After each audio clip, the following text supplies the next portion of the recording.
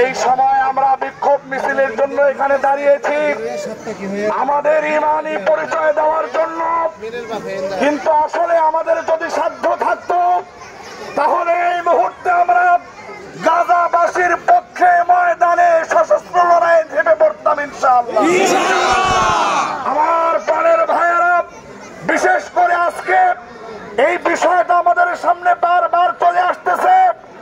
গাজাবাসীর উপর আক্রমণ চলছে, পৃথিবীর কোন দেশ এই আক্রমণ প্রতিহত করার জন্য তেমন কোন উদ্যোগ গ্রহণ করে নাই। বিশেষ করে আরব বিশ্ব এখনো ঘুমিয়ে আছে। আরব বিশ্বের মতো ক্ষমতা যদি আমাদের থাকতো অবশ্যই আমরা এই গাজার মুসলমানদের পাশে ঝাঁপিয়ে পড়তাম ইনশাআল্লাহ।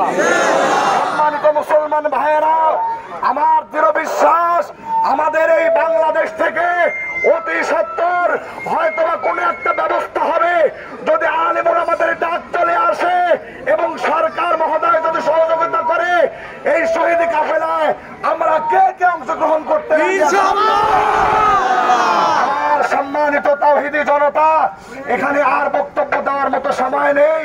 আপনারা ইতিমধ্যেই কষ্ট করে রৌদ্রের ভিতরে দাঁড়িয়ে আছেন, আমরা এখনই মিছিল নিয়ে বের হব। তার আগে ছোট্ট একটা কথা, হাফেজ মাওলানা মাকসুদুল হক সাহেব হুজুর বলেছেন, এই কথাটাই বাস্তব কথা। আমাদের অত্র এলাকার যত ব্যবসায়ী ভাইয়েরা আছেন, আপনাদের কাছে সবেনা অনুরোধ, অতীতেও বলেছি এখনো বলছি, আপনারা বিশেষ করে যত ইসরায়েলি পণ্য আছে এই সমস্ত ইসরায়েলি পণ্যগুলি আপনাদের দোকানে বেচা কিনা বন্ধ করে দেন।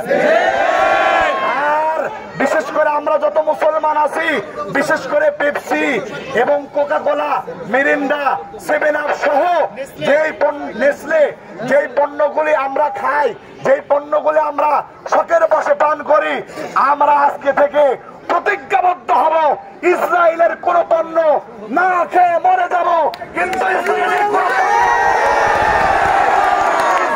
কোন পণ্য আমরা মুখে ধরবো না। আল্লাহ পাক রব্বুল আলামিন আমাদেরকে এই বিক্ষোভ মিছিলকে সফল করার তৌফিক দান করুন।